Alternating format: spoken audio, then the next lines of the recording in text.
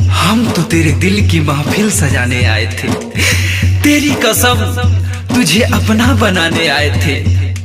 किस बात की सजा दी तुमने हमको ऐ बेवफा, हम तो तेरे दर्द को अपनाने आए थे। पूजा तू जा तरु तजा, लेकिन हे दीवाना के दास्तान सुन के जा। हमके भइल एहसास बा बेवफा बाहू दिल के जे पास बा।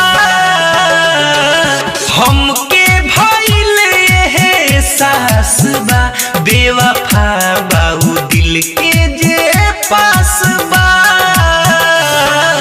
चुपे चोरी हाय राम दिलावा पभाला, मारिए उजाला हतनी ना मोहाला। जेतने हो अपन खास बा बेवफा बाहू दिल के जे पास बा। हमके भइल एहसास बा बेवफा बाहू दिल के जे पास बा।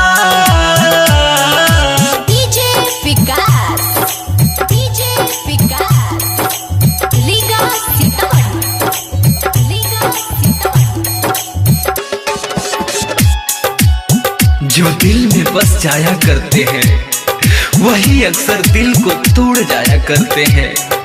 कुछ लोग दर्द को बयां नहीं करते, बस चुपचाप बिखर जाया करते हैं, बिखर जाया करते हैं। दिलबर जानम दिलदार कहे हरदम, फिर काहे के हो जाले बेरहम। दिलबर जानम दिलदार कहे हरदम, फिर काहे के हो जाले बेरहम। अपना बना के करेले पराया, झूठा हो के बाटे सब मोह माया। अब ना केहू पर विश्वास बा बेवफा बाहू दिल के जे पास बा। हमके भइल एहसास बा बेवफा बाहू दिल के जे पास बा। तेरे सिवा कोई मेरे जज्बात में नहीं, आंखों में नमी है जो बरसात में नहीं। पाने की कोशिश तो तुझे बहुत की, मगर तू एक लकीर है जो मेरे हाथ में नहीं, मेरे हाथ में नहीं। आप सुन रहे हैं अमित पटेल की आवाज में।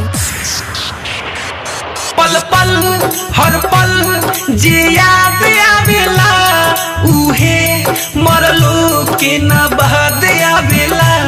पल पल हर पल जे याद आवेला, उहे मरलो के ना बहद आवेला। जानती जे पहिले दुनिया के खेला, रहती अमित हो सबसे अकेला। अपने पायब नायास बा बेवफा बाहू दिल के